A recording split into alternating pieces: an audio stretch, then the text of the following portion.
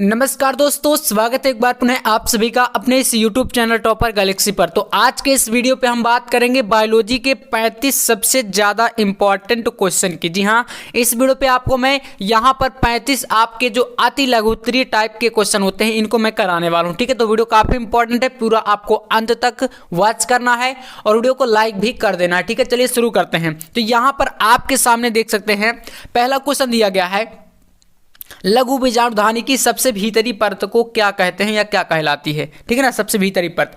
तो इसका आंसर आपका देखिए हो जाएगा, लघु बीजाणुधानी की सबसे भीतरी परत को कहते हैं टैपिटम। क्या बोला जाता है? टैपिटम बोलते हैं। और यह विकसित होने वाले भ्रूण यानी कि परागकण को पोषण प्रदान करती है। ठीक है ना, तो यहाँ पर लघु बीजाणु यानी परागकण जो होते हैं इनको जो है पोषण देती है, जो विकसित होते हैं। ठीक है ना, तो सबसे भीतरी परत यहाँ पर टैपिटम कहलाएगी। इसका आंसर आपका यही हो जाएगा। चलिए अगला देखिए, सेकंड क्वेश्चन कह रहा है, असंग जनन क्या है? असंग जनन क्या होता है? देखिए, तो बिना अर्धसूत्री विभाजन तथा संयुग्मन के बिना जननिक प्रजनकों का विकास असंग जनता कहलाता है। ठीक है, तो इसका आंसर आप लोग कर लीजिएगा। एक नंबर वाली एक क्वेश्चन है। ठीक है ना, तो यहाँ पर हम लोग जल्दी से इनको कर लेते हैं। इसके बाद देखिए आपके यहाँ पर सेकंड क्वेश्चन अगला देख सकते हैं, दोहरा निषेचन क्या होता है यानी डबल फर्टिलाइजेशन क्या है, इसकी खोज किसने की थी? तो आंसर आपको यहाँ पर देना। देखिए, तो यहाँ पर इसका आंसर हो जाएगा, आवर्तबीजी पौधों में संयुग्मन तथा त्रिसंलयन दोनों को सम्मिलित रूप से दोहरा निषेचन कहते हैं और इसकी खोज नवासिन ने फिटिलेरिया तथा लेलियम में की थी। ठीक है, तो ये आप लोग कर लीजिएगा। यहाँ पर दोहरा निषेचन क्या होता है? तो आवृत्तिबीजी पौधों में जो संयुग्मन होता है, ठीक है ना, तथा त्रिसंलयन यानी कि 3N बोल सकते हैं या 3X ऐसा करके होता है। तो यहाँ पर क्या होता है? दोनों को सम्मिलित रूप से दोहरा निषेचन कहा जाता है। ठीक है, तो इसको कर लीजिएगा। अगला क्वेश्चन, निषेचन के बिना फलों के विकास को क्या कहते हैं? यानी कि निषेचन के बिना ही जो फल बन जाते हैं उनको क्या कहते हैं? तो निषेचन के बिना फलों के बनने की प्रक्रिया को कहते हैं अनिषेक फलन। ठीक है ना, अनिषेक फलन। चलिए अगला क्वेश्चन, जलीय परागण करने वाले किन्हीं दो पौधों के नाम लिखिए। तो भैया हाइड्रिला और वेलिस्नेरिया, ये दो पादप है या दो पौधे हैं जो कि जलीय परागण करते हैं, क्योंकि ये जल में ही पाए जाते हैं। ठीक है, याद कर लीजिएगा। अगला क्वेश्चन, ऐसे दो जंतुओं के नाम लिखिए जिनमें अपरा पाया जाता है। ठीक है, अपरा जानते ही क्या होता है? अपरा माता और जो भ्रूण होता है, ठीक है ना, गर्भ में जो भ्रूण होता है उन दोनों के बीच संबंध बना के रखता है, चाहे मतलब पोषण के लिए हो, उत्सर्जी पदार्थों के लिए हो, कुछ भी हो, अपरा के द्वारा ही सारा कुछ काम होता है। ठीक है, तो यहाँ पर देखिए इसका आंसर हो जाएगा, स्तनधारियों में यूथेरिया समूह के सभी जंतुओं में इसी प्रकार का अपरा पाया जाता है। जैसे मनुष्यों तथा सभी चौपाई जो गाय भैंस जो भी हैं इनमें जिस प्रकार का अपरा पाया जाता है वैसा ही अपरा जो है यूथेरिया ग्रुप के जो है ये जितने भी जंतु होते सभी में पाया जाता है। ठीक है ना, इसको प्लेसेंटा बोला जाता है अपरा को। ठीक है, इसका आंसर हो गया। अगला क्वेश्चन, नेक्स्ट क्वेश्चन कह रहा है यहाँ पर कि लीडिंग कोशिकाएं क्या कहलाती हैं? लीडिंग कोशिका से क्या तात्पर्य है?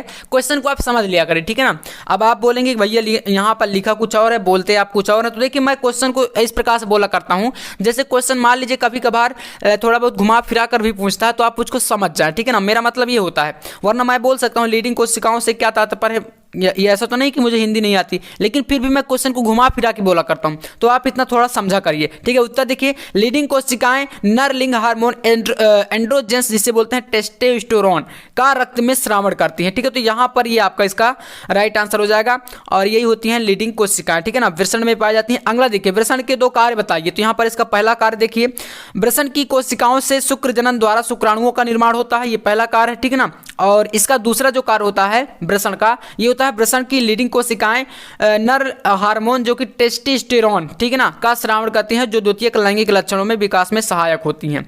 ठीक है, यही दो इसके कार्य हैं। पहला कार्य हो गया आपका शुक्र जनन द्वारा शुक्राणुओं का निर्माण और दूसरा है टेस्टोस्टेरोन श्रावण करती हैं जो कि लीडिंग कोशिकाओं से होता है। ठीक है ना, अगला क्वेश्चन कह रहा है, सेब को आभासी फल क्यों कहते हैं? पुष्प का कौन सा भाग फल का निर्माण या फल की रचना करता है? ठीक है, देखिएगा इस प्रक्रिया में निषेचन के पश्चात अंडाशय के परिपक्व होने से फल बनता है। ठीक है ना, जो हमारा सेब होता है, सेब जो है आभासी फल होता है यानी असत्य फल होता है। ऐसा क्यों कहा जाता है? तो देखिए जो आपकी फल बनने की प्रक्रिया होती है निषेचन के पश्चात जो अंडाशय होता है पुष्प का, उसके परिपक्व होने से यानी कि उसके धीरे धीरे विकास होने पर उसका जो है फल बनता है। लेकिन बात करें वह पुष्प के जो शेष भाग होते हैं वो झड़ जाते हैं, जैसे कि पंखुड़ियाँ वगैरह होती हैं वो सब नीचे गिर जाती हैं और जो बीज का पार्ट होता है जिसे अंडाशय बोलते हैं उससे जो है फल फल बन जाता है। लेकिन ऐसा फल जो होता है उसको सत्य फल कहा जाता है, जो इस प्रक्रिया से बनता है जो मैंने अभी आपको बताया। लेकिन जो सेब होता है उसको बात करें तो सेब में पुष्पासन फल का मुख्य खाने योग्य भाग बनाता है, अतः सेब को आभासी फल कहा जाता है क्योंकि इसका अंडाशय से निर्माण नहीं होता। ठीक है ना, तो इसका आंसर आप समझ गए। चलिए अगला क्वेश्चन, बहुभ्रूणता पर टिप्पणी करिए। संक्षिप्त टिप्पणी लिखने के लिए आया है बहुभ्रूणता पर। देखिएगा इसका आंसर, एक बीज में से एक से अधिक यानी अनेक भ्रूण विकसित होने की प्रक्रिया को बहुभ्रूणता कहते हैं। यह बीजांड में एक से अधिक भ्रूण की उपस्थिति के कारण अथवा भ्रूण की अंड कोशिका के अतिरिक्त किसी अन्य कोशिका जैसे सहायक कोशिका के संलयन के परिणाम स्वरूप इसका विकास होता है। यहाँ पर बात करें पाइनस और संतरा, ये क्या बहुभ्रूणता के उदाहरण हैं। एक से ज्यादा भ्रूण बन जाते हैं। अगला क्वेश्चन, भ्रूणपोष क्या है, इसके विभिन्न प्रकारों को बताइए। भ्रूणपोष क्या होता है? देखिए भ्रूणपोष एक अगुणित पोषक क्या है? ऊतक है। क्या होता है? भ्रूणपोष एक अगुणित पोषक ऊतक है जिसका निर्माण संलयन के फलस्वरूप पुष्पी पादपों में निषेचन के पश्चात यानी निषेचन के बाद होता है। और भ्रूणपोष भ्रूण के विकास व बीज अंकुरण के समय उपयोग में आता है। ठीक है, तो यहाँ पर इसका आप देख सकते हैं केंद्रीय भ्रूणपोष, कोशिकीय भ्रूणपोष और माध्यमिक भ्रूणपोष, ये आपके 3 प्रकार के इसमें पाए जाते हैं। ठीक है ना, अगला देखिए अनिषेक फलन क्या है। देखिए ऐसे फल जिनका निर्माण बिना अंडाशय के होता है उसे अनिषेक फल कहते हैं। और ये जो फल बनने की प्रक्रिया जो मैंने बताया ये होती है अनिषेक फलन। ठीक है ना, जैसे अंगूर, संतरे, सेब, ये आपका क्या है यहाँ पर अनिषेक फलन के उदाहरण है इसमें। ठीक है ना, तो इसको कर लीजिएगा।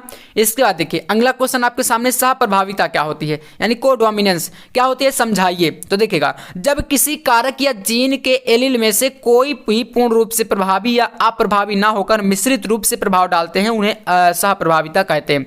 जैसे मनुष्य में रुधिर वर्ग कह रहा है कि जब कोई कारक हो या आपका क्या हो, जीन हो, ठीक है ना, इनमें से इनके जो एलील होते हैं कोई भी पूर्ण रूप से प्रभावी ना हो और ना ही पूर्ण रूप से अप्रभावी हो, मिश्रित रूप से प्रभाव डालें, उनको बोलेंगे सहप्रभाविता यानी कि कोडोमिनेंस। ठीक है ना, चलिए अब आप देखिए अगला क्वेश्चन, सहलग्नता पर टिप्पणी दीजिए। भैया सहलग्नता क्या होती है? देखिएगा जीनों का एक वंशागत होना तथा संतानों द्वारा पैतृक संयोजनों को प्रति निर्धारित किए रखने की जो क्रिया होती है वह सहलग्नता कहलाती है। सहलग्नता की खोज बेटसन तथा पुन्नेट्स ने 1906 में लेथराइट एडोरस में की थी। इसको आप याद कर लीजिएगा सहलग्नता क्या होती है। तो आप जान गए होंगे कि जीनों का जो एक वंशागत होना होता है ना, संतानों द्वारा चाहे पैतृक संयोजन हो, इनको प्रतिनिधारित किए रखने की जो क्षमता होती है या क्रिया होती है वही आपकी कहलाती है सहलग्नता।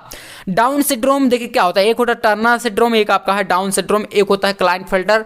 तो इनको तीनों को कर लीजिएगा। यहां पर बात करते हैं डाउन सिंड्रोम पर टिप्पणी कैसे लिखना। देखिएगा डाउन सिंड्रोम को सर्वप्रथम लैगडान डाउन ने कब खोजा था? तो 1866 में, है ना, खोजा था। और यह रोग 21वें जोड़ी गुणसूत्र, यहां पर ये मेन पॉइंट है, ठीक है, इसको याद करिए। 21वें जोड़ी गुणसूत्र ऑटोसोम्स में क्या होता है, एक गुणसूत्र की अधिकता, 21वें जोड़ी जो गुणसूत्र होता है इसमें एक जोड़ी जो गुणसूत्र है उसकी अधिकता हो जाती है जो त्रिसूत्रता कहलाती है। और इस प्रकार इस रोग से ग्रस्त व्यक्ति में गुणसूत्रों की संख्या 46 के स्थान पर 47 हो जाती है। याद कर लो, डाउन सिंड्रोम में 46 के स्थान पर एक जोड़ी गुणसूत्र बढ़ जाता है 47, है ना, ये हो जाता है।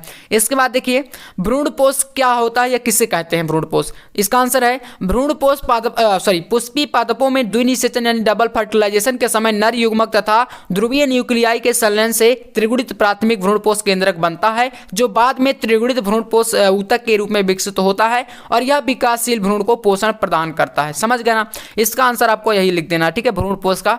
अगला देखिए नेक्स्ट क्वेश्चन कह रहा है एक बीजपत्री बीज एवं द्विबीजपत्री बीज में दो अंतर बताइए। दो अंतर बताना है, ठीक है। तो चलिए पहले बात करते हैं एक बीजपत्री बीज में पहला अंतर।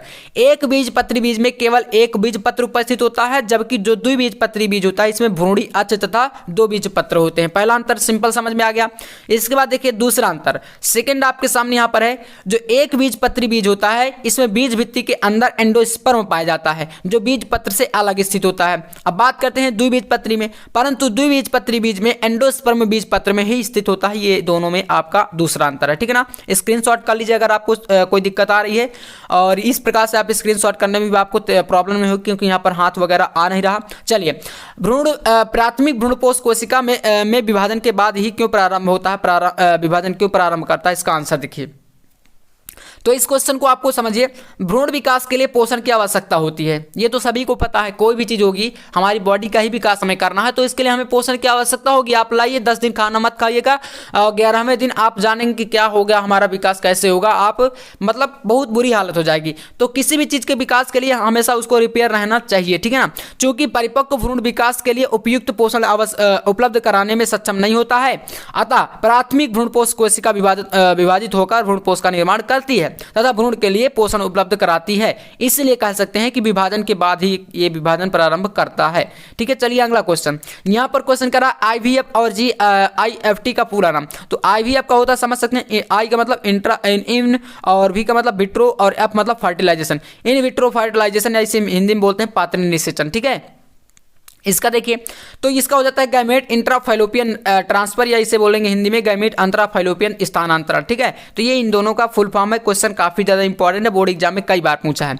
परिवार नियोजन पर कह रहा टिप्पणी लिखिए भैया, परिवार नियोजन पर टिप्पणी दो। चलिए, परिवार नियोजन परिवार कल्याण का वह भाग है जिसके अंतर्गत परिवार में बच्चों की संख्या निश्चित कर परिवार के कल्याण की योजना बनाई जाती है, और अर्थात ऐसी योजनाओं से जनसंख्या वृद्धि दर को सीमित रखा जाता है। भैया ऐसी योजना है जिसमें एक प्रकार से एक परिवार में 3 या 2 सीमित जो है मतलब कि बच्चे हों, जिससे कि परिवार की आय अच्छी रहे और उनका पालन पोषण, पढ़ाई, शिक्षा, सारी चीजें अच्छे तरीके से उनका ख्याल रखा जा सके। ये होता है परिवार नियोजन, और इससे जनसंख्या वृद्धि को नियंत्रित किया जा सकता है, ठीक है ना। चलिए, इसके बाद अगला क्वेश्चन यहाँ पर आता है, मनुष्य में लैंगिक संबंधों द्वारा प्रेषित किन्हीं 2 रोगों के नाम। तो पहला रोग आपका एड्स होता है, दूसरा आपका उपदंश या सिफिलिस, ठीक है ना। तो ये आपके 2 रोग हैं जो कि कैसे होते हैं, यहाँ पर लैंगिक संबंधों से, ठीक है। अगला क्वेश्चन, हीमोफीलिया यानी ब्लीडर रोग पर क्या टिप्पणी करिए, या क्या होता है हीमोफीलिया। तो इसका आंसर देखिएगा, हीमोफीलिया रोग में रुधिर का थक्का बनने से संबंधित एकल प्रोटीन का अभाव होता है। यानी कि अगर कोई बॉडी है, मान लीजिए आपका पैर है, इसमें कहीं चोट लग जाती है तो हमेशा क्या होता है, ब्लड निकलने लगता है।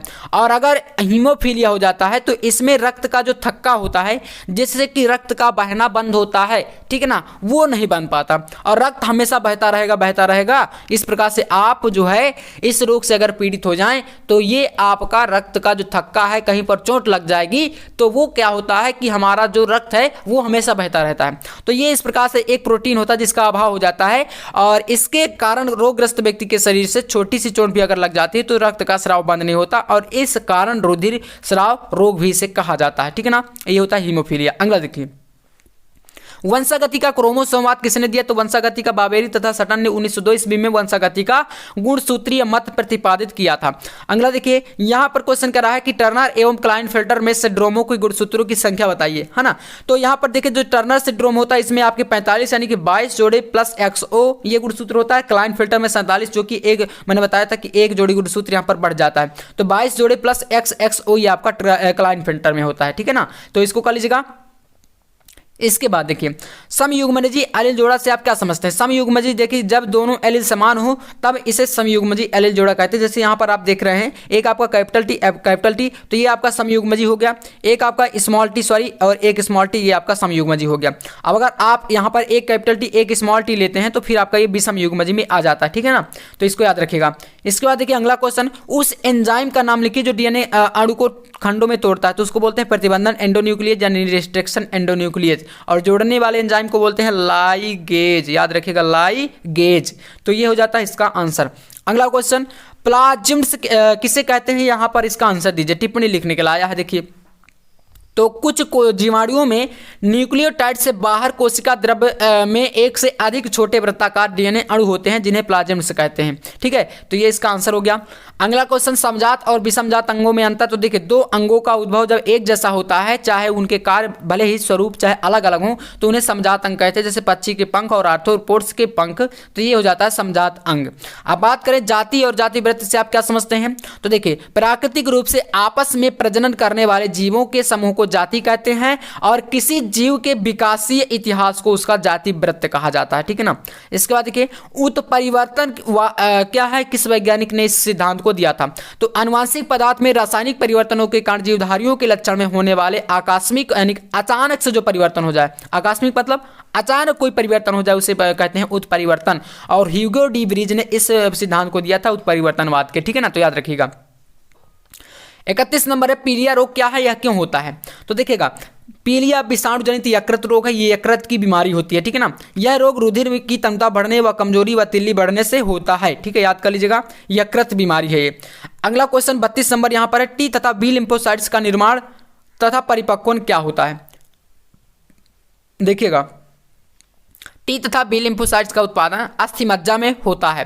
टी लिम्फोसाइट का उत्पादन परिपक्वन लसिका ऊतक में, और जो बी लिम्फोसाइट्स है इसका परिपक्वन थाइमस ग्रंथि में होता है। तो टी लिम्फोसाइट्स का कहाँ पर होता है, तो लसिका में होता है, और बी लिम्फोसाइट्स का थाइमस ग्रंथि पर, ठीक है ना। तो याद रखिएगा, और इसका जो उत्पादन है वो अस्थि मज्जा में होता है और परिपक्वन दोनों अलग अलग होते हैं। चलिए अगला देखिए, एलर्जी किसे कहते हैं, किसी एंटीजन या पर्यावरणीय पदार्थ के प्रति प्रतिरक्षा तंत्र की अतिक्रियाशीलता को एलर्जी कहते हैं। एलर्जी उत्पन्न करने वाले पदार्थों को एलर्जेन कहा जाता है, ठीक है, तो ये इसका आंसर है। अगला देखिए, वायरल रोग से क्या तात्पर्य है, किसी एक वायरल रोग का नाम बताइए। तो देखिए, वह रोग जो वायरस द्वारा उत्पन्न होते हैं उसे वायरल रोग कहते हैं। जैसे एड्स हमारा क्या है, एक प्रकार का एक प्राणघाती वायरल रोग है जिसका पूर्ण इलाज अभी तक नहीं खोजा जा सका है, और ये HIV वायरस के कारण होता है, ठीक है, याद रखिएगा। चलिए, और इसी के उपलक्ष्य में 1 दिसंबर को एड्स दिवस के रूप में भी मनाया जाता है। अगला क्वेश्चन है HIV का पूरा नाम। तो HIV देखिए ह्यूमन इम्यूनो डिफिशिएंसी वायरस, ये आपका इसका फुल फॉर्म होता है, और इसके कारण होता है एड्स बीमारी, ठीक है ना। तो ये आपके यहाँ पर टोटल 35 जो है कि आपके अति लघुत्तरीय टाइप के प्रश्न थे, हमने इस वीडियो में देख लिए। और वीडियो पसंद आया तो लाइक कर देना, चैनल पर ना सब्सक्राइब कर लेना। नेक्स्ट वीडियो में आपको इसी प्रकार से और भी लॉन्ग के क्वेश्चन भी हम लोग लाएंगे, ऑब्जेक्टिव के साथ साथ सारी क्वेश्चन आपको यहाँ पर लगातार इस चैनल पर मिलते रहेंगे, हर प्रकार की क्लासें। तो चैनल को सब्सक्राइब जरूर कर लीजिएगा। मिलते हैं नेक्स्ट वीडियो में नेक्स्ट टॉपिक के साथ, तब तक के लिए जय हिंद, वंदे मातरम।